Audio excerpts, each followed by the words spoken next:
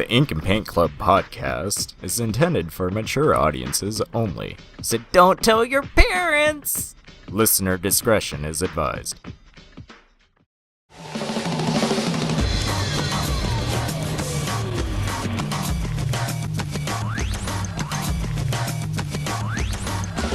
You're listening to the Ink and Paint Club podcast, your weekly home for animation reviews and discussions. Hey everybody, welcome to the Ink and Paint Club podcast. I'm your host JD, and with me is my best bro in the whole dang universe, Mr. Kyle.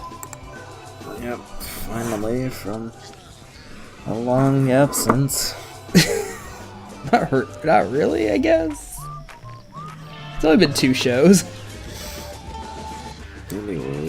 Anyway, so this week we decided we're going to talk about Devilman Crybaby.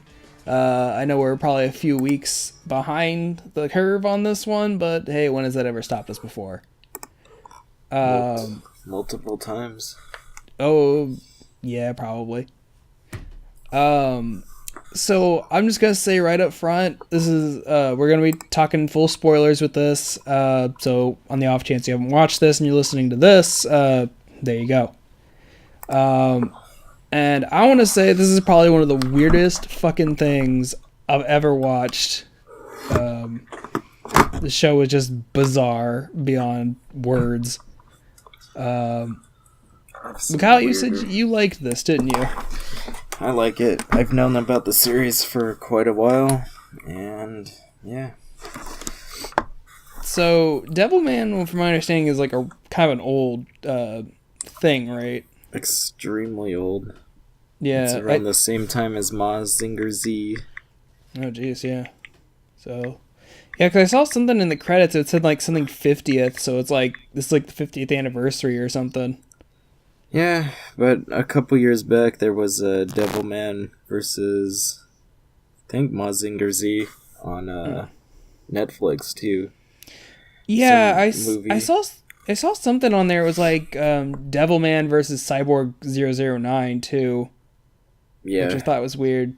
I never watched it, but it's all old stuff. Yeah, that's kind of cool though. They're still doing that. The guy is the same person who made Cutie Honey and Mazinger, so those are pretty well known stuff. Yeah. Yeah, it was 2015 was Cyborg 009 and Devilman. Interesting. I'm gonna have to go back and watch that. Cause God, I hope it's more uplifting than this show. So basically, if you haven't watched the show and you're still listening. Basically this show is about 2 guys. One of them gets possessed by a demon and he becomes the Devilman, and then he goes out, hunting other demons and devils, or whatever terminology they decided to use that episode. And then it gets into like, the fate of humanity and what it is to be human, and Satan shows up at the end. I don't think the translation was all that good, because Akuma they keep saying Akuma, and that can mean a few things. Right. So I assume you also watched the dub version? I didn't know there was a... Wait. There was a dubbed version? Yeah, that's what we watched. I watched it in Japanese. Oh. Well, okay then. Yeah, so in the American version, for like the first 5 episodes, they said nothing but like they're devils. But then like in episode 6, they switched to calling them demons. So it was very strange. In this one, they just kept referring to them as devils. Mm-hmm. Which I'm fine with that terminology. It's just like I just wish they would have kept it consistent in English. So yeah. I guess what I can say that I liked about this show was I do think the animation style is very interesting. A lot of it gets really psychedelic at points, and it's nothing like you've really seen before. it's very trippy, and I worry for anyone who watched this on drugs. Okay. It's already trippy enough. I don't need people freaking out. This is just, I would say it was animated in a certain way, and mostly when it came to the demons and stuff is where the animation really shined through. Mm-hmm. Yeah, the fight scenes are really cool with all the monster designs. I liked, as far as this whole series went, I liked it, but I feel like a lot of people deserved a bit more spotlight. Yeah. Because a lot of the characters that they shown were actual characters. And what I did like about this was that they kept referring to the old cartoon and stuff like that. Like, that was a cartoon in their universe, and then it was in real life as well. Right. Yeah, that took me a while to kind of pick up, because I would see like in the background, like the old Devilman comic picture would be on the TV, and then you find towards the end the little brother of the main girl. I don't know any of these people's names, but his entire room is just decked out in Devilman merchandise. So I thought that was kind of cool. It was cute. Fan servicey. So in terms of the fights in this, so it's a lot of Devilman fighting a myriad of demons and stuff. Our big problem when we were watching it is that like a lot of these fight scenes take place at night, and it is really hard to see what's going on. Yeah, I had to deal with that, and reflection on my computer screen. Oh yeah, help. Yeah. Yeah, there's a lot of this show that takes place at night, and they do not compensate with that. Like, so Devilman's in the dark, the monsters are in the dark, so you really have to like kind of squint even to see what's going on. There'd be times where we're watching it and there's sound effects obviously going on, but we couldn't see like what they were doing. So I mean that was kind of difficult. Which was kind of sad because like I feel like there's all these really cool designs and they're being hidden in the dark where you can't even see them. I mean, I don't think you ever see Devilman fully in the light ever. No, but there was a lot of interesting silhouettes and choices with the moon. Yeah. Different lighting effects, but it was pretty dark. Yeah. I did like that one fight towards the beginning of the series where they're in like the shipyard and the one guy's filming them from a dumpster. I did like that, like how the guy filming them from the dumpster had night vision goggles on, and that also reflected into how they lit the scene, and everything was like in night vision. Yeah. So it had like a green tint to it. So I thought that was kind of a cool color choice. But yeah, I kind of agree with you that I feel like there's all these characters introduced and like not a lot of them got a lot of time to develop. I mean, like the kind of the gangster kind of kids that like are rapping throughout this. I feel like you don't get to see them develop very much, even though they're kind of in it a lot. I didn't care for it, but since I watched the dub version, they were pretty interesting. It was sub version. It was pretty interesting. It was all in Japanese. Yeah. So since you watched the sub version, did they actually translate the raps? Yeah. Oh, okay. Because in the dub version they don't. So it's just like these guys are rapping in Japanese and then just immediately start talking in English. So I was like, it's kind of weird that they didn't translate it, or at least put subtitles to it. So I have no idea what they were saying. It didn't really matter at all. Yeah. There was one point where they had to do it because it was a plot point, I assume. When that guy with the sunglasses and the dreadlocks is talking to the one other runner who's jealous of the main girl. Yeah. Him going on about that. They translated that, and I thought that was really good. I'd be interested to listen to that part in Japanese to see if how much they changed it, because they made it. I assume they rewrote it a little bit so it would actually rhyme in English. So that was kind of cool, I guess. So They so had go ahead. Go on. Now go on. What's so fucking important? Go on. Nothing. Go. Well, a lot of the characters didn't get much time to shine, which I didn't really like as far as the bad guys, because one of the guys is a big turtle, and he carries faces of people on his back.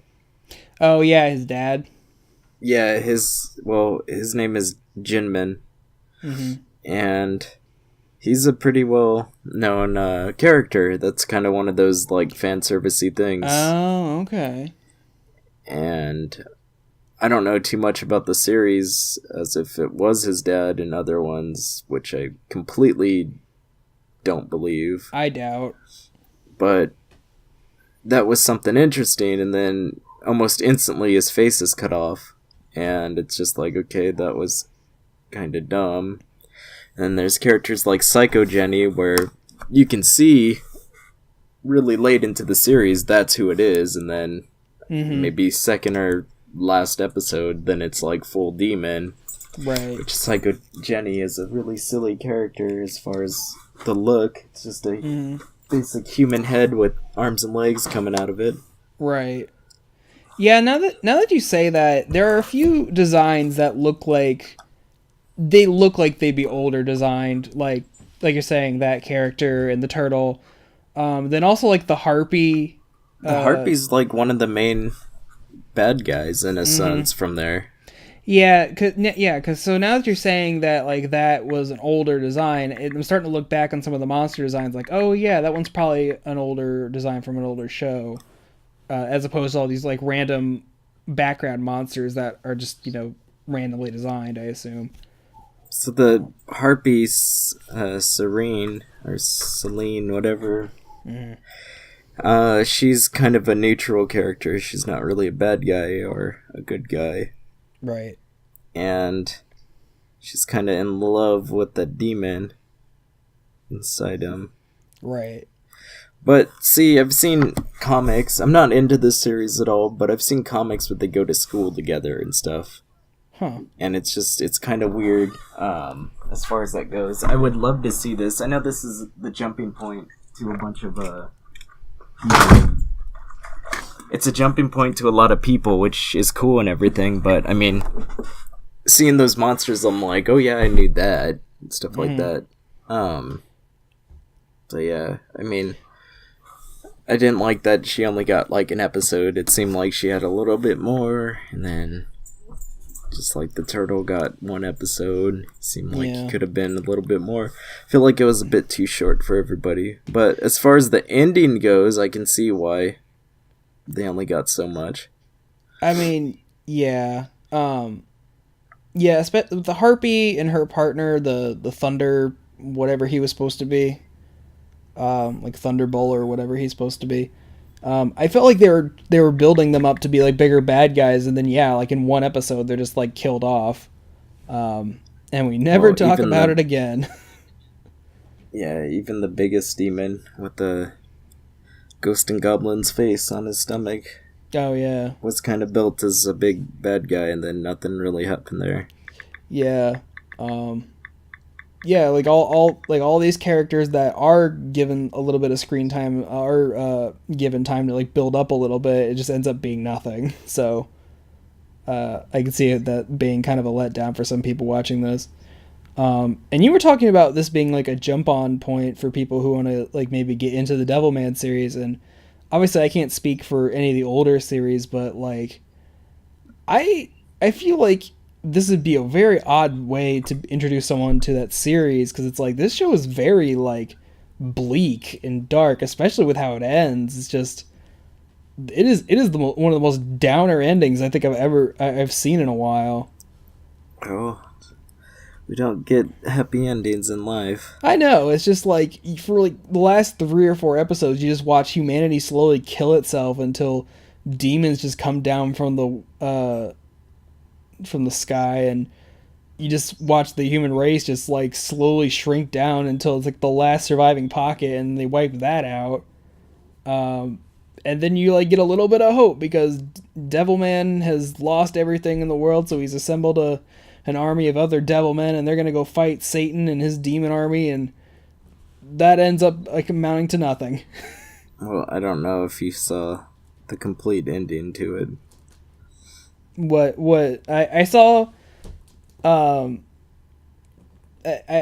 assume, because I saw the part where Satan has Devilman's human form. He's lost his lower half. He's dead, and they're just talking there, and then Satan cries and has emotions for once because his friend is dead, and then God bombs the earth. Well, there was an after credit scene where the Earth is remade and there's 2 moons, Right, yeah. instead of 1, which is either it reset itself, except there's 2 moons because it's those 2, or I don't know.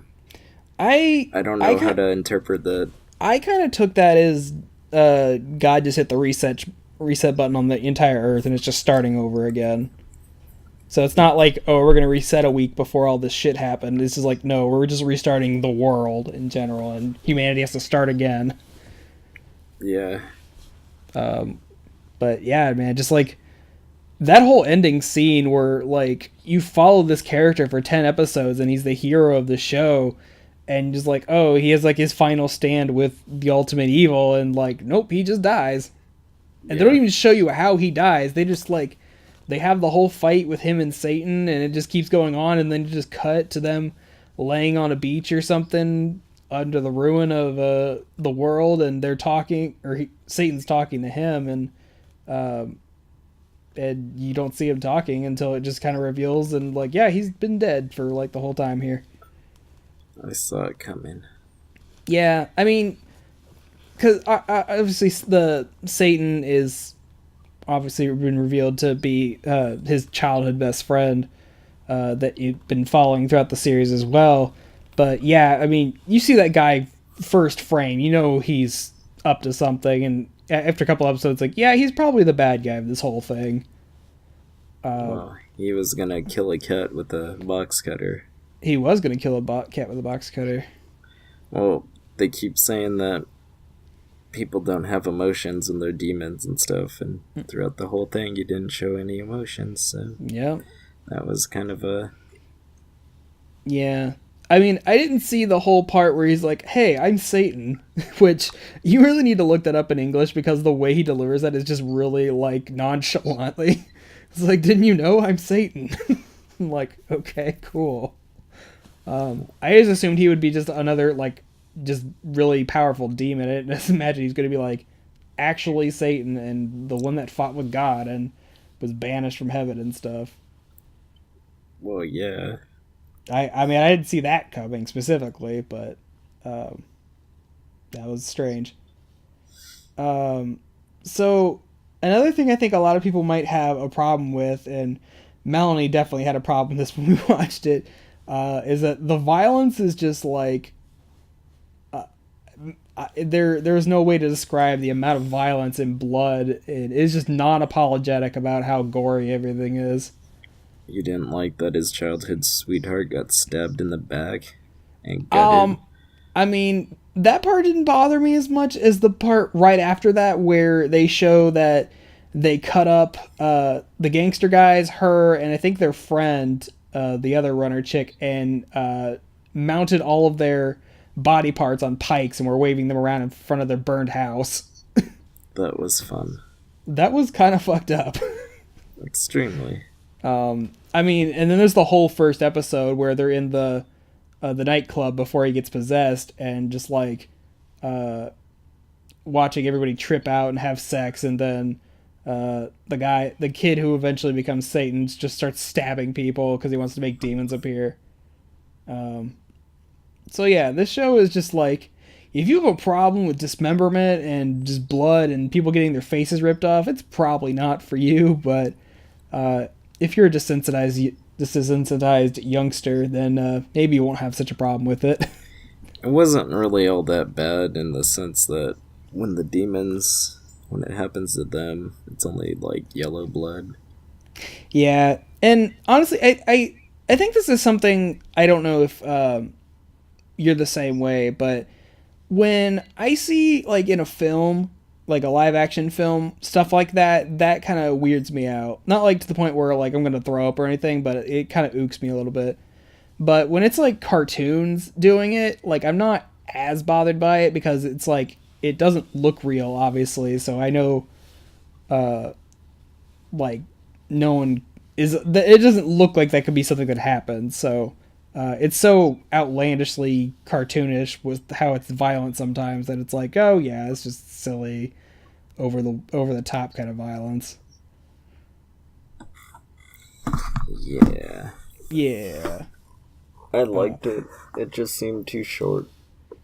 Honestly, I think it's the perfect amount. I think had this gone on for another 2 episodes, I would have been like, why is this?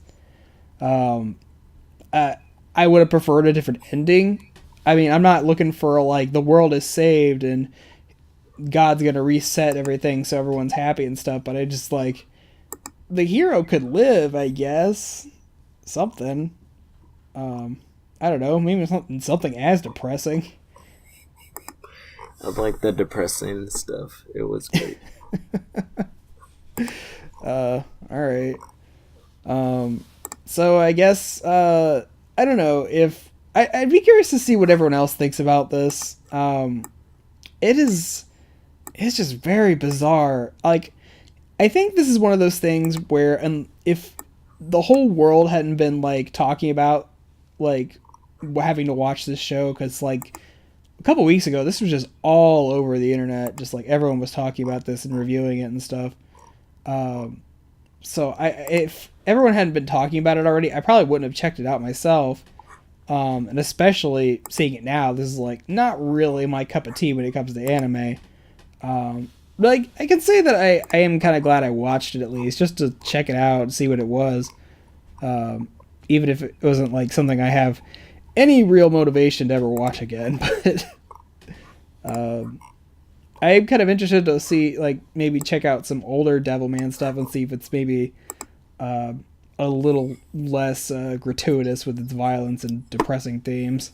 Well, this came out in the 70s, and this was kind of the first more adult stuff to go on, which is interesting.